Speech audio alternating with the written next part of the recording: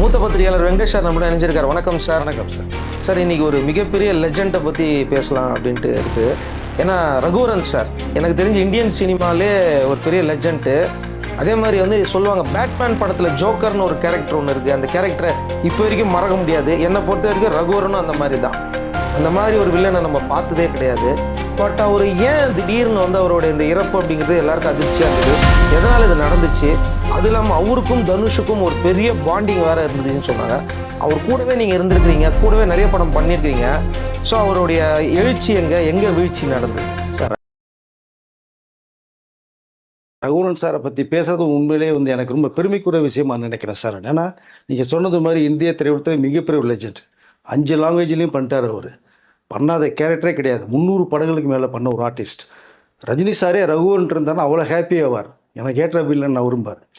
So எல்லா கேரக்டர்லையுமே பன்முகம் கொண்ட கலைஞராக எந்த கேரக்டர் கொடுத்தாலும் தூக்கி அசால்ட்டாக சாப்பிட்டு போடக்கூடியவர் சார். எல்லா ஹீரோ கூடயும் பண்ணியிருக்கார், எக்ஸ்பர்ட் ஒருத்தரை தவிர. அது பேசுவோம் நம்ம. ஸோ இந்த ரகுவரனை நீங்கள் பேசணுன்னா உண்மையிலே டைம்லாம் பத்தாது சார். நீ ½ பத்தாது. நீங்கள் பெரிய லெஜெண்ட். ஸோ ரகுவரன் சாரை பற்றி ஒரே ஒரு விஷயத்தை மட்டும்தான் எல்லா பேரும் பேசுவாங்க. அது எல்லாருக்குமே தெரியும். பட் அவரோட பழங்களுக்கு தான் தெரியும். அவரோட இன்னொரு மறுபக்கம் ரொம்ப ரொம்ப லவபிள் பர்சன், ரொம்ப அஃபெக்ஷனில் ஒரு அன்பு காட்டுற ஒரு ஃப்ரெண்ட்ஷிப்பாக பழகக்கூடியவர். சில நேரங்களில் அந்த ஒரே ஒரு பழக்கத்தினால் மட்டும்தான் கொஞ்சம் காலதாமதமாக வந்தாரே தவிர மற்றபடி வந்துட்டாருன்னா டேக் ஆர்டிஸ்ட்டு தூக்கி சாப்பிட்டு போயிட்டே இருப்பார் சார். அவருடைய ஹிஸ்ட்ரியை பற்றி சொல்லணும்னா அதுக்கு முன்னாடி ஒரே சின்ன விஷயம் சொல்லிக்கிறேன். சத்யராஜும் ரகுவரனும் ஒரு நெருங்கிய நண்பர்கள், அப்படி தான் நம்ம சொல்ல முடியும். நான் ஒரே காலேஜில் படித்தவர் சீனியர் ரகுவரன். அங்கே ஒரு டீ கடையில் டீ சாப்பிடும் போது வைக்கும் போதெல்லாம் 2 பேரும் ஒன்றா பேசிக்கிட்ட விஷயம். அதுக்கு அடுத்து என்ன நோக்கி வாழ்க்கையில் போகலாங்கும் போது தான் அவங்க சினிமாவை சாய்ஸ் பண்ணுறாங்க 2 பேருமே. ரகுவரன் சார் அங்கே ஹோட்டல்லாம் இருந்தது, அப்போ போய் சாப்பிடுவாங்க. அது மூலிமா பழக்கம் வந்துச்சு. அதுதான் சொன்னேன் இல்லையா? போய் சாப்பிடும் போது, வெறிக்கேடில் போய் டீ சாப்பிடும் போது, ஹோட்டலில் சாப்பிடும் போது, வச்சு பிஸ்னஸ் பண்ணும் போதெல்லாம் பார்க்கும்போது சத்யராஜ் வருவார். அங்கே தான் அவருடைய நட்பு உருவாகுது, அறிமுகமாகறாங்க. பட் இதற்கு அப்புறம் காலேஜ் முடிச்சதுக்கப்புறம் என்ன பண்ணலாம் அப்படிங்கிற மாதிரி 2 பேரும் கேஷுவலாக பேசும்போது தான் எனக்கு சினிமாவில் ஆசை இருக்குன்னு சொல்லி சத்யராஜ் சொல்கிறது. ரகுவரனும் எனக்கு சினிமாவில் ஆக்ட் பண்ணணும் ரொம்ப ஒரு விஷயத்தில் தான் 2 பேருமே சென்னைக்கு வர்றாங்க. ரகுவரனுக்கு முன்னாடியே சத்யராஜ் ஃபீல்டுக்குள்ளே என்ட்ரி ஆகிட்டார். சட்டமன்கள் படத்தின் மூலமாக வந்தார். ரகுவரன் 82 தான் உள்ளுக்குள்ளே வர்றார் சார். அவர் ஸ்டார்டிங்கில் வந்து ஹீரோவாக வந்துட்டு வில்லனா ஆனவர் அப்படின்னு சொல்கிறார். 3-4 படம் ஹீரோவை பண்ணார். ஹீரோவை பண்ணதுக்கு அப்புறமேல ஒரு ஹைட்டு, ரொம்ப ஹைட். ஓகே, வந்து நார்மல் ஹைட்டோட கொஞ்சம் ஹைட்டாக இருப்பார். கூட நடிக்கிற ஹீரோயின்ஸ் எல்லாமே செட் ஆகலை வேற.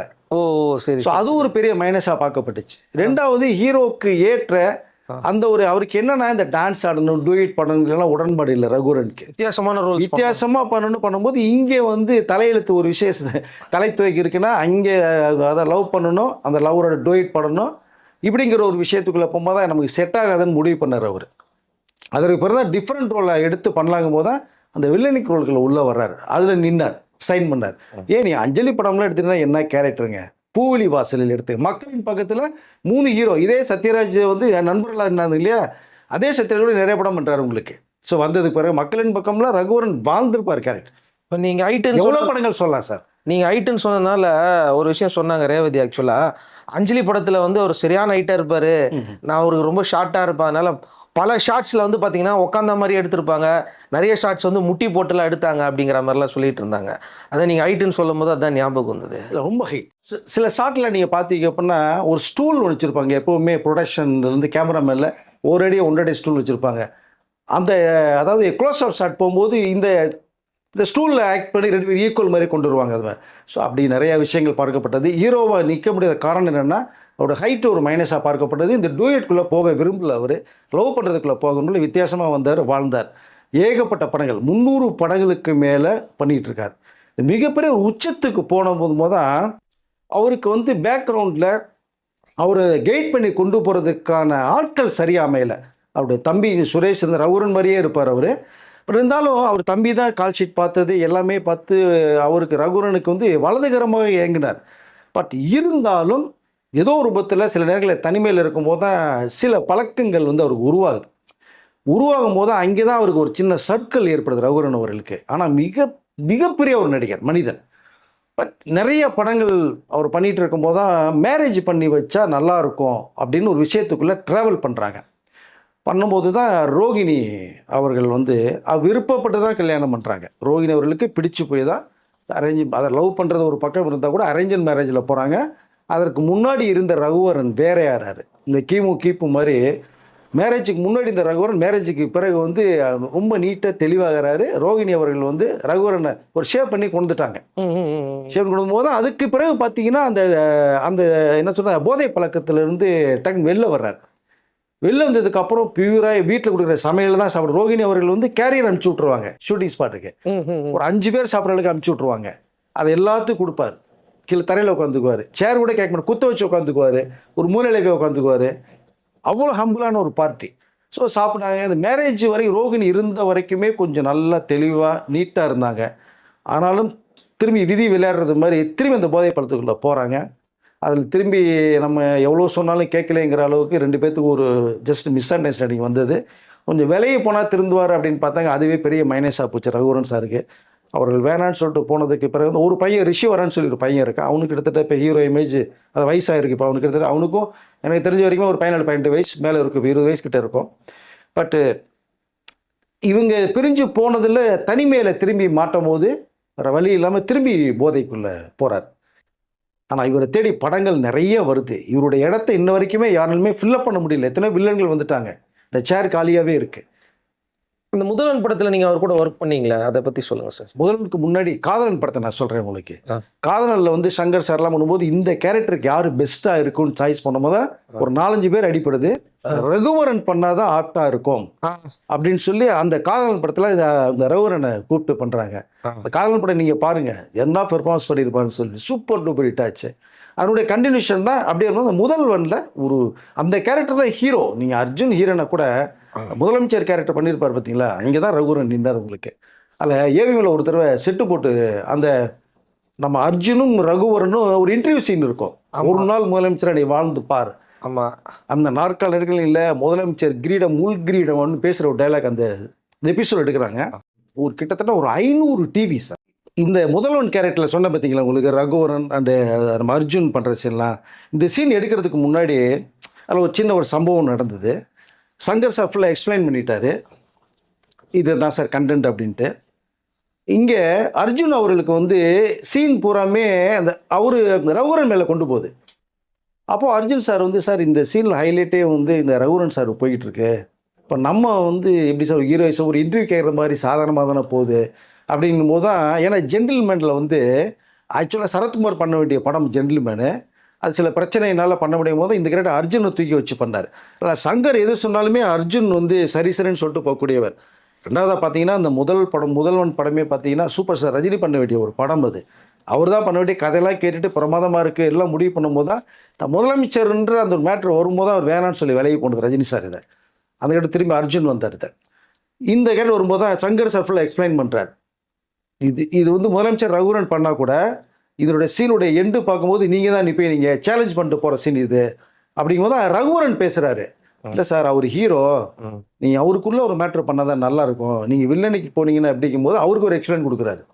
சார் நீங்கள் பேசுகிற டைலாக்ல தான் அவர் சேலஞ்ச் எடுத்துகிட்டு வர்றாரு. இந்த சீனை ஹீரோஸ்குள்ளே மாற்றணும் அப்படின்னோம்னா உங்கள் கேரக்டர் அடிப்படும் அப்படின்னு சங்கர் ஃபுல்லாக எக்ஸ்பிளைன் பண்ணி அந்த சீனை உருவாக்குனது. நீங்கள் அந்த சீனோட எண்டு பார்த்தீங்கன்னா அர்ஜுன் அதுக்கு அப்புறம் தான் சேலஞ்ச் பண்ணிட்டு ஒரு நாள் முதலமைச்சராக வருவார். இந்த சீன் எடுக்கும் போதே நிறைய பிரச்சனைகள்லாம் உருவாச்சு. அது ரகுவரன் சார் நிறைய விட்டு கொடுத்து நிறைய பேர் பண்ணியிருக்காரு. பாஷாலையும் நீங்கள் அதே மாதிரி தான். மார்க்கண்டனியா வரும்போதெல்லாம் ரஜினியோட மோதிர சீன்லாம் பார்த்தீங்கன்னா இவருக்கு ஹைலைட்டாக போகும் உங்களுக்கு. அது ரஜினி சாரே சொன்னது, இந்த மார்க் ஆண்டனி கேரக்டர் இருக்கிறனால இந்த பாஷா நிற்க முடியும் அப்படின்னு அவர் சொல்லி அதில் பண்ணது. இதே மாதிரி தான் அந்த ஃபஸ்ட்டு படம் காம்பினேஷனில் காதலனில் பண்ணும்போது கூட நீங்கள் அந்த கேரக்டர் சாய்ஸ் வரும்போது சொன்ன இல்லையா, நிறைய வில்லன்கள் சாய்ஸில் போய் தான் ரகுவரனை சாய்ஸ் பண்ணாருன்னு. அந்த கேரக்டர் பண்ணும்போது கூட அதில் பார்த்தீங்கன்னா ரொம்ப யங் பாயாக இருப்பார் ரகுவரன். அதில் கிட்டத்தட்ட ஹீரோ இமேஜ் உள்ளது மாதிரி இருக்கும் அவருக்கு. அதை அதில் பண்ணும்போது இந்த பாம் பிளாஸ்ட் மாதிரி நிறைய சீன்ஸ் வரும். இதை அப்போ அந்த கவர்னர்னு நினைக்கிறேன் அது. ஆமாம். ஸோ கவர்னர் பண்ணிவிட்டு இவர் சேஸ் பண்ணி போகும்போதெல்லாம் பார்த்தீங்கன்னா அந்த சேசிங் சீனில் இதிலெல்லாம் பார்த்தீங்கன்னா ரியலாகவே அவர் ட்ராவல் பண்ணது. அது டூப்பே வேணான்னு சொல்லிட்டு மாட்டுறது. ஸோ இப்போ நம்ம காதலன் படத்துலேயும் முதல்வன் படத்துலேயும் சின்ன சின்ன விஷயங்களை சொன்னது இல்லைங்களா. இதுக்கப்புறம் முக்கியமான ஒரு கேரக்டர் லைஃப்பில் எடுத்துட்டிங்கன்னா இவருடைய லைஃப் ஹிஸ்ட்ரியை வச்சு ஒரு படம் பண்ணணும்னு சொல்லிட்டு பார்த்தோம்னா ஒரு மனிதனின் கதைன்னு ஒரு கதை உருவாகுது. அப்போது இந்த ரியல் கேரக்டரை பண்ணுனா வேறு ஹீரோக்கள் தான் ஃபிக்ஸ் ஆனது மாதிரி ஒன்று இருந்தது. அப்போது எல்லாத்தையும் தூக்கி ஒதுக்கி வச்சாங்க. இதுக்கு ரகுவரன் பண்ணாதான் 100% ஆப்டாக இருக்கும் அப்படின்னு சொல்லி இந்த ரகுவரனை கூப்பிட்டு இந்த கதையை சொல்லும்போது தான், சார் ஏன் கதையை நீங்கள் படம் எடுக்கிறீங்க, இது சரியாக வருமா, முதல்ல நீ பண்ணாதான் கரெக்டாக வரும் அப்படின்னு சொல்லி ஒரு மனிதனின் கதைங்கிற அந்த மேட்டரை ஒன்று எடுத்து கையில் பண்ணாங்க. அது ரகுவரனாகவே வாழ்ந்திருப்பார், அவருடைய ரியல் மேட்டரை.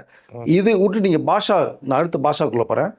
இந்த பாஷா மார்க் ஆண்டனி பண்ணும்போது மும்பை எபிசோடில் போகும்போது நடிகர் தேவன் அதில் வந்து இன்னொரு கேரக்டர் வில்லனாக பண்ணியிருப்பார். ரகுவரன், தேவன் அண்டு இந்த ரஜினி, ஸோ இவங்க 3 பேரை சுற்றி தான் பாஷாவுடைய இந்த டான் மேட்டல் அமையும்.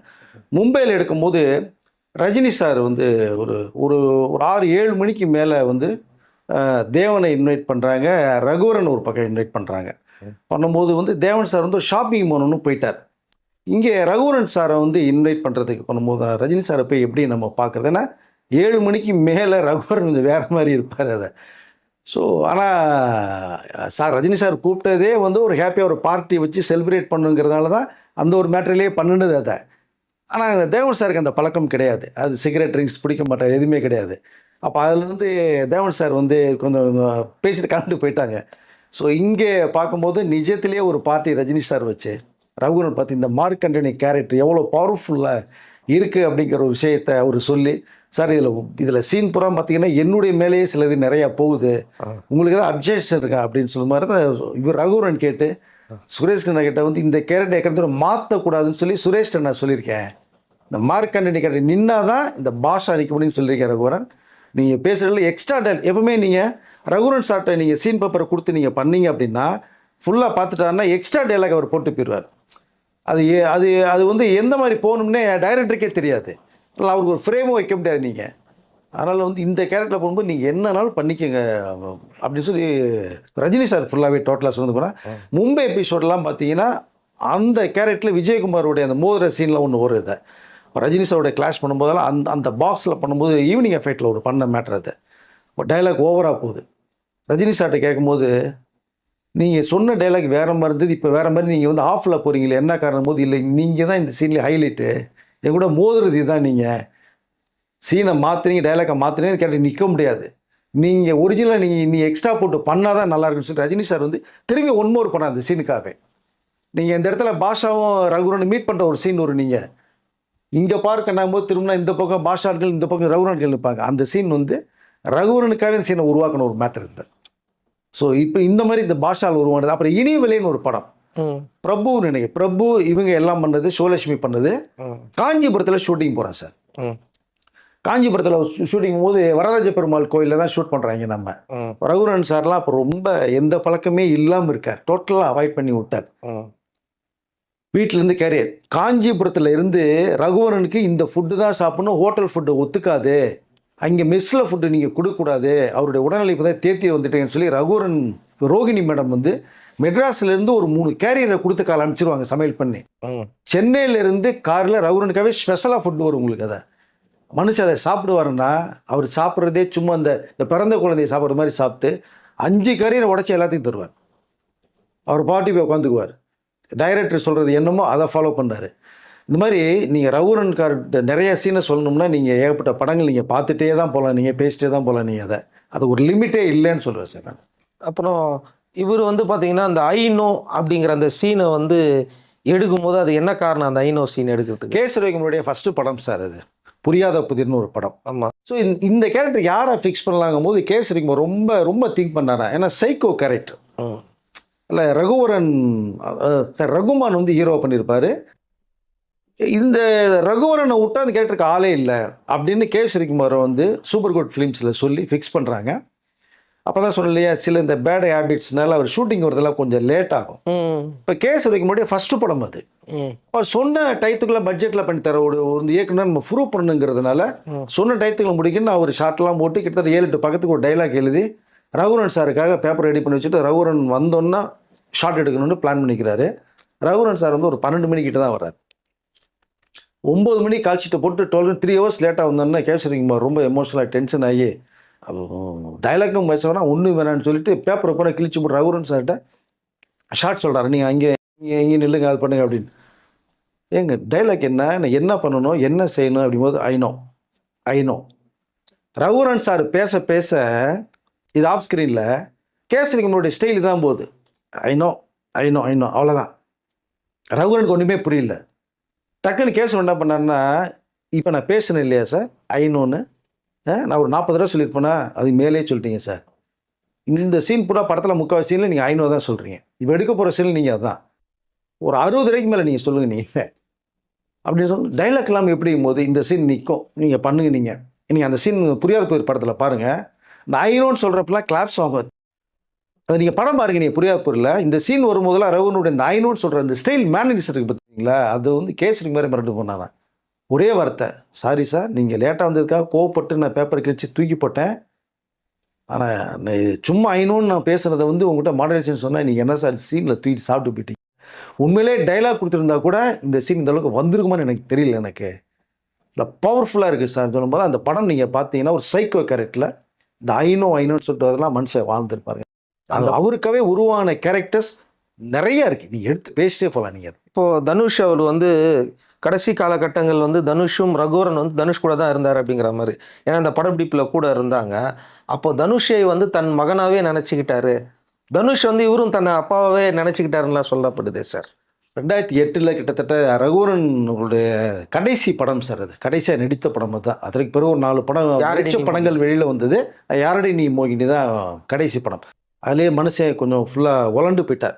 அந்த காஸ்டியூம்ஸ் போட்டதுக்கு வரும்போது அந்த ஏஜ் இது ரொம்ப முடியல அவருக்கு அந்த படம் பண்ணும்போதே. அதில் தனுஷுடைய அப்பா கேரக்டர் அதில். ஆனால் படத்தில் தான் அப்பான்னு இல்லை, அந்த சீன் பண்ணிகிட்டு இருக்கும்போதே தனுஷ் வந்து ரகுவரனுடைய அந்த அஃபெக்ஷனை பார்த்து டோட்டலாக மெல்ட் ஆகி போனார். ஒரு அப்பாவோட பாண்டிங் அவருக்கு வந்து என்ன காரணம்னா, ரகுவரனுடைய ஒரே பையன் ரிஷி வரும்னு சொன்னேன் இல்லையா, அவருடைய ஏக்கம் அவருக்கு ரொம்ப அதிகமாக இருந்தது. ஏன்னா 2004 வந்து ரோஹினிகள் பிரிஞ்சு போயிட்டாங்க. கிட்டத்தட்ட ஒரு 7-8 வயசு இருக்கும்னு நினைக்கிறேன் பையனுக்கு. தனுஷை பார்க்கும்போது எனக்கு தன்னுடைய ரிஷியை பார்த்த ஞாபகம் வருது எனக்கு. ரகுவரன் சொல்லி ரொம்ப ஃபீல் பண்ணி அழுகின விஷயம் ஸ்பாட்டில் நிறைய இருக்கு உங்களுக்கு. அதை அதுலேயே மனுஷன் வளர்ந்து போயிட்டார், டோட்டலாக ஆஃப் ஆகிட்டார். அதை நான் சொன்னேன் இல்லையா, ரோஹினி அவர்கள் இருந்த வரைக்குமே தெளிவாக நல்லா இருந்தார். விட்டுட்டு போனாங்க 2004 விட்டு போயிட்டாங்க. அதுக்கப்புறம் அப்படியே நொடிஞ்சு போனார். அவரால் அந்த பழக்கத்தில் கூட கண்டி பண்ண முடியல. அந்த போதையில் தான் வீணாக போனது, சொல்லி கேட்கல. பட் அதை கூட அவரால் எடுத்துக்க முடியாத சூழ்நிலைக்கு உடம்பு வந்து சூழ்நிலை மாற்றம். அப்போது தன்னுடைய மகனாக வந்து தனுஷை ஃபீல் பண்ணி, உன்னை பார்க்கும் போதெல்லாம் என்னுடைய ரிஷியை பார்த்தது மாதிரியே இருக்குது தனுஷ் எனக்கு அப்படின்னு ஆஃப் ஸ்க்ரீனில் நிறைய டைலாக்கள் மாதிரி சொல்லி தனுஷ்கிட்ட வந்து அழுதார். நீங்கள் தனுஷ்கிட்ட இப்போ கேட்டாலும் சொல்லுவார் அவர். ரகுவரன் சார்லாம் வந்து எவ்வளோ பெரிய லெஜெண்ட். நான் எனக்கு அப்பாவை கேரக்ட் பண்ணது அவருடைய கடைசி படம் அது. ஆனால் கடைசி படத்தில் நான் நடித்தது எனக்கு ரொம்ப பெருமையாக இருக்குன்னு அதுக்கு பிறகு சொன்னார் அவர். ஸோ யாரடி நீ மூவியில் நடந்த இந்த நிறைய சுவாரஸ்யங்களில் ஒரு விஷயம் வந்து அதை என்னுடைய மனசை தொட்டது என்னென்னா, இப்போ ரகுவரன் சார் வந்து சாகிறது மணிக்கு ஒரு சீன் எடுத்தாங்க இல்லையா, அந்த சீன் எடுத்துட்டாங்க. பட் அவர் நிஜத்தில் இறந்துட்டு வரும்போது தான் அந்த சீன் இதுலேருந்து எடுத்து இதுக்காக சேர்க்கப்பட்டார், ஜவஹர் சேர்த்துட்டாருன்னு சொல்ல ஒரு விஷயம் நிறைய எல்லாருமே பேசும்போது தான் எல்லா பேருமே கேட்கும்போது, ரகுவரன் சார் வந்து இறந்து போனதை நீங்கள் இதை எடுத்து அட்டாச் பண்ணிட்டீங்களா அப்படின்லாம் அந்த டைரக்டர் கேட்கும்போது ரொம்ப ஃபீல் பண்ணார். அவர் நான் ரொம்ப பெருமையாக நினைக்கிறேன் நடித்ததில். அவருடைய நான் படத்தில் தான் இந்த மாதிரி ஒரு சீன் வருதேன்னு சொல்லி வச்சா, நிஜத்தில் மறுநாள் இந்த மாதிரி சம்பவம் நடக்கும்போது என்னால் அதுலேருந்து மீண்டே வர முடியல, நீ இப்படிலாம் கேள்வி கேட்டிங்கன்னா என்னங்க அப்படின்னு சொல்லி ரொம்ப ஃபீல் பண்ண ஒரு விஷயத்த சொல்லி, இன்னொரு விஷயத்தையும் அவர் என்ன சொல்கிறாருன்னா, ரகுவரன் சார் வந்து இறக்கிறதுக்கு ஒரு நாள் முன்னாடியே ஒரு சாய்பாபா சிலையை வந்து கொடுத்து டைரக்டர் கொடுத்து, நீங்கள் தனுஷ் அடுத்த நாள் நீங்கள் ஷூட் பண்ணி பண்ணும்போது நான் கொடுத்ததா தனுஷ்ட்டு அதை கொடுங்க, ரகுவரன் கொடுத்தா அப்படியே இதை பத்திரமா வச்சு சொல்லுங்கள், இந்த சாய்பாபா சிலையில் ஒரு பவர்ஃபுல் இருக்குது. ஏன்னா அவர் சாய்பாபா பக்தர் கூட சார் ரகுவரன் சார். அதை கோயிலுக்கெல்லாம் மயிலாப்பூர் கோயிலெலாம் போயிடுவார் அவர், சிவா அது தேசே போயிடுவார். அப்போது தனுஷ்ட கொடுங்க அப்படின்னு சொல்லிட்டு போகிறாரு. ஸோ மறுநாள் அவருடைய அது உண்மையான டெத்தை ஏறாரு.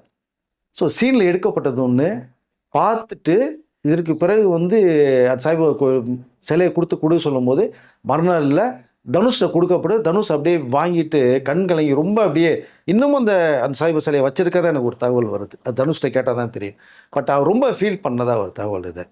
ஏன்னா கடைசி இனிமேல் பார்க்க மாட்டோமோ அப்படிங்கிறது மாதிரியே அவருக்குள்ளே ஏதோ ஒரு உணர்வு தெரிஞ்சதுனால தான் அவர் வந்து என்ன சொன்னார்னா, இதை நாளைக்கே தனுஷ்ட கொடுத்துருங்க அப்படின்னு சொல்லி ஜவஹர்கிட்ட சொல்லிட்டு போய் அந்த சிலை அவர்கிட்ட கொடுக்கப்பட்டு, ஸோ இப்படி நிறைய விஷயங்கள் ரொம்ப மனசு உழுக்கிற விஷயங்கள் நிறையா இருக்குது சார்.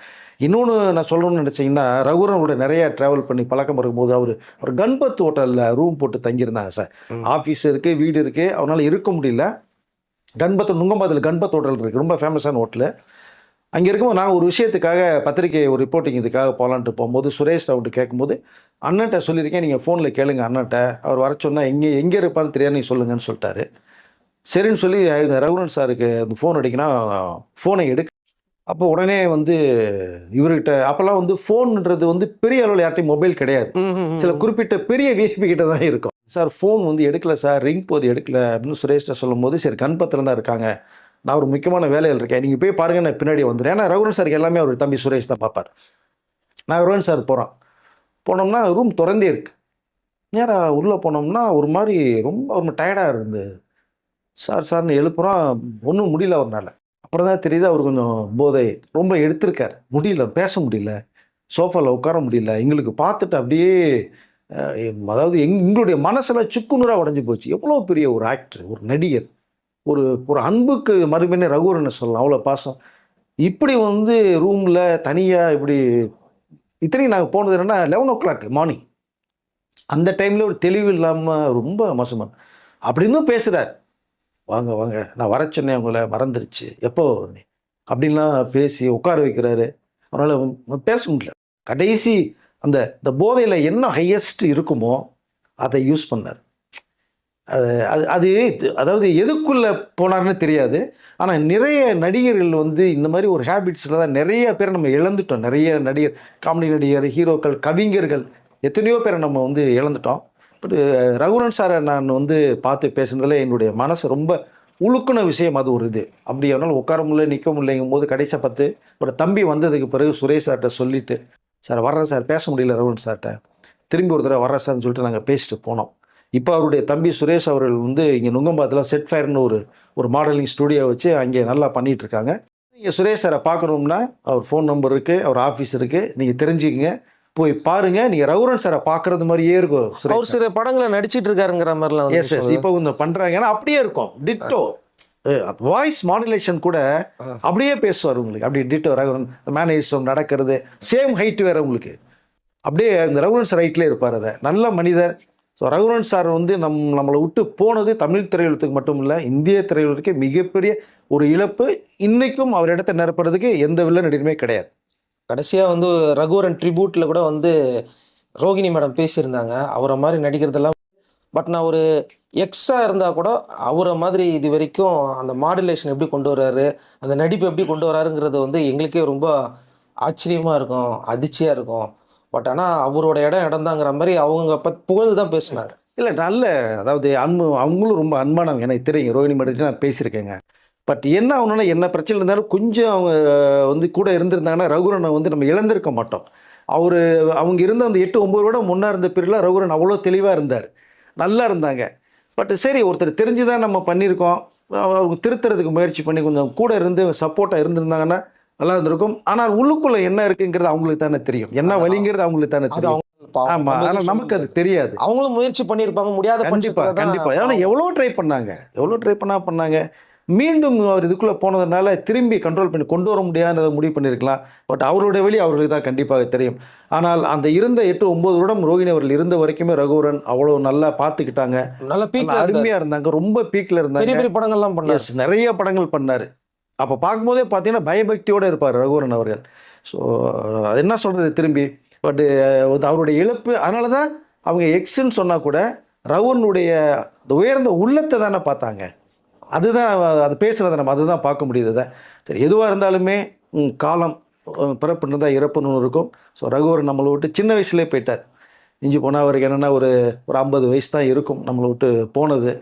அது மிகப்பெரிய இழப்புன்னு தான் சொல்ல முடியும் சார் நமக்கு, அது ரகுவரன் சார் இல்லாதது. அவரை பற்றி பல தகவல்களை நம்ம தெரிஞ்சுக்கிட்டோம் சார். அடுத்த வீடியோவில் மீண்டும் சந்திக்கலாம். நன்றி சார். நன்றி சார்.